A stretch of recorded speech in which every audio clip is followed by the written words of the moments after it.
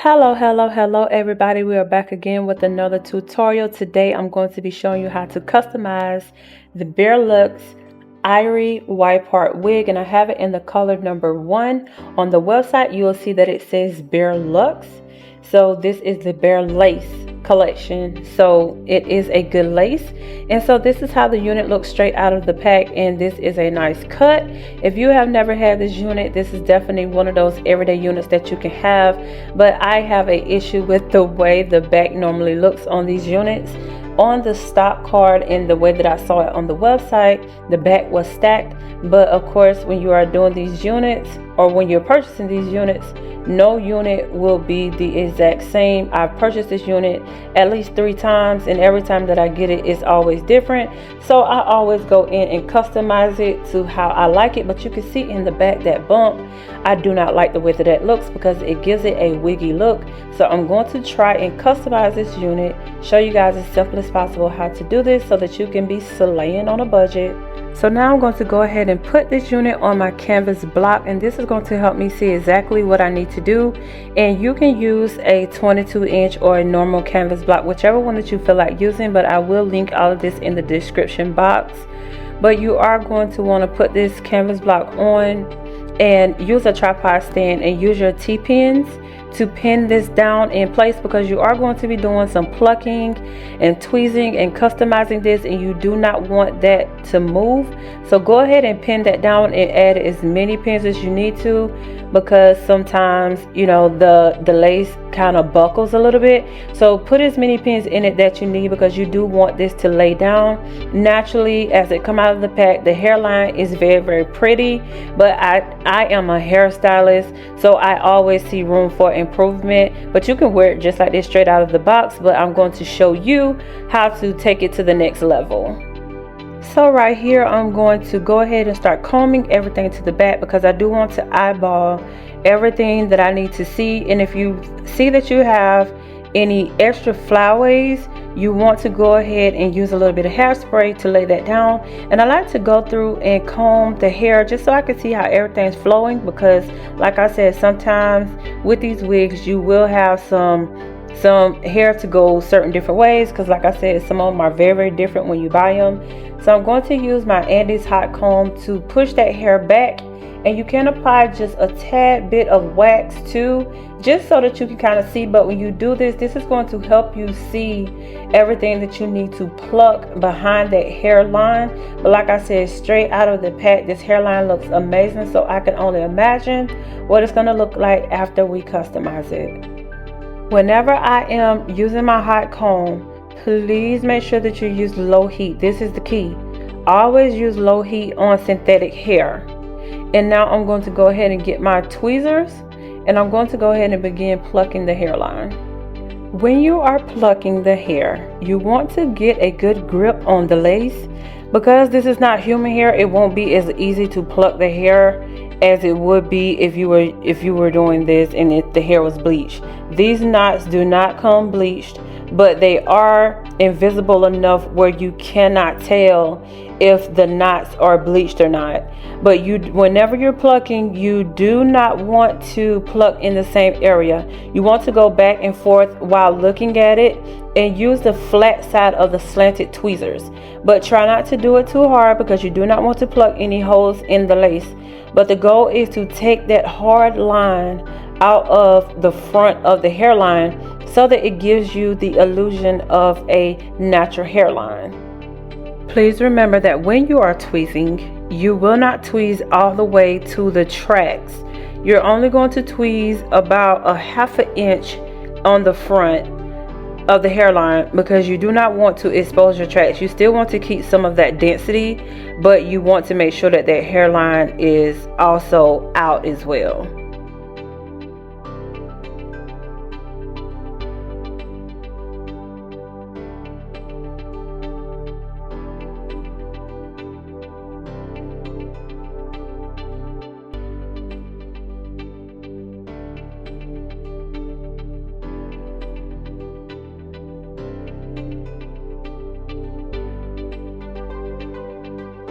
when you get to the other side, you're going to part out your hairline. And the reason I do this is because I'm right-handed, so it's way easier for me to do it this way and tweeze it. But also the amount of lace space that you have, the amount of hairline in this area is not as wide as the other side. So you will have to be careful and not tweeze too much of the hair out, but tweeze just enough.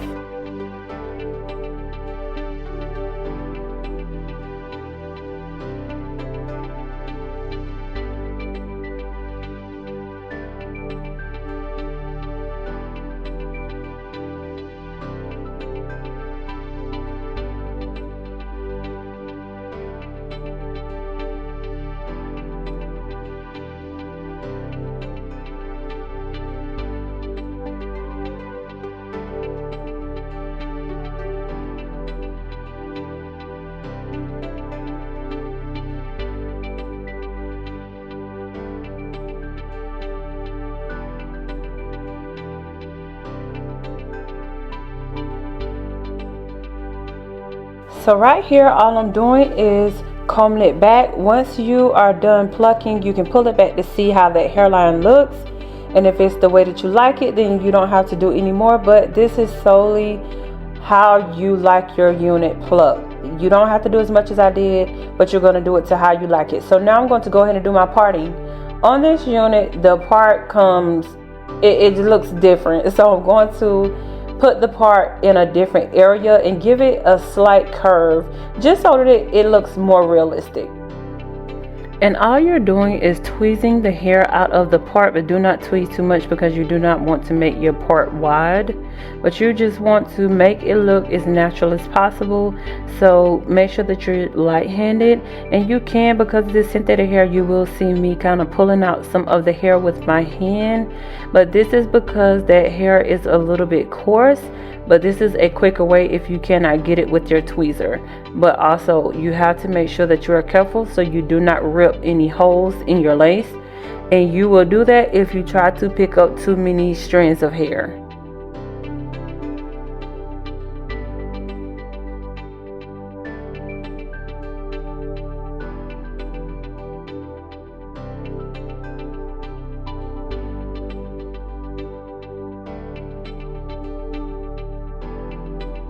So right here in this area, if you want baby hairs, you do want to make sure that you tweeze this area as well, because the transition from each side, you want it to look as even as possible. You don't want one side to be darker than the other.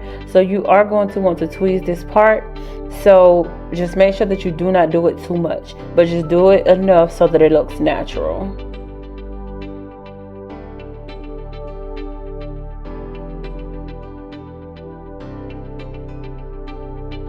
So now I'm going to go in with my hot comb again, and you can use wax for this, but also please remember that you are going to be using low heat for this.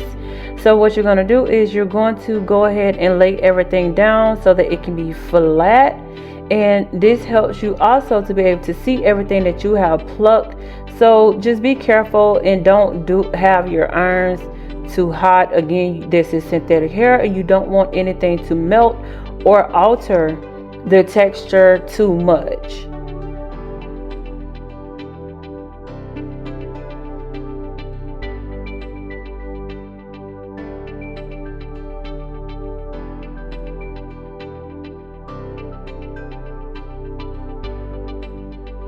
So right now I'm going to go in with my thinning shears, and this is the best tool you want to use when you are dealing with synthetic hair, because if you use scissors or anything else, you will see those ends, and all you're doing is pulling everything out. And I know this takes a little bit longer to do it this way, but you want to do it this way because you want those ends to be tapered and not you don't want it to have a hard edge. So if you use scissors, that's what you're going to get. So take your time and do this. Just pull it out at a 90 degree. All you're doing is adding in a little bit of layers to the back. Please make sure that you like, comment, share, and subscribe. And please feel free to drop any wig videos that you would like to see me customize in the comment section, and I will do my best to make sure that I get those units for you guys, because there are a lot of units out there that has so much potential, and I do not mind showing you guys how to customize these units to make them look like human hair. And again, no one's gonna know that they're not human but you. So make sure that you comment all of the units that you would like for me to customize, and I will do my best to make sure that I customize the units and do tutorials for you guys. And for this unit, I have bought this unit 3 times, and this unit does not fail me. It's classy, it's low maintenance. I do not have to do a lot to it. The most that I do, I will after it gets a little bit old, I do go in and flat iron the unit just a little bit, just to kind of make sure that the sides stay flat. And sometimes they will begin to get a little bit frizzy, but these units are not to be worn every single day. But even if you do decide to wear it every day, you can always go back and purchase another one.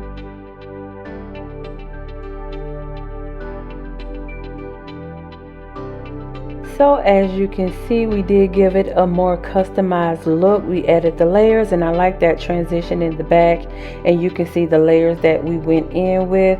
And you can go behind it and bump it with your flat irons on low heat. But I like this edgy look, and this is how I'm going to wear it.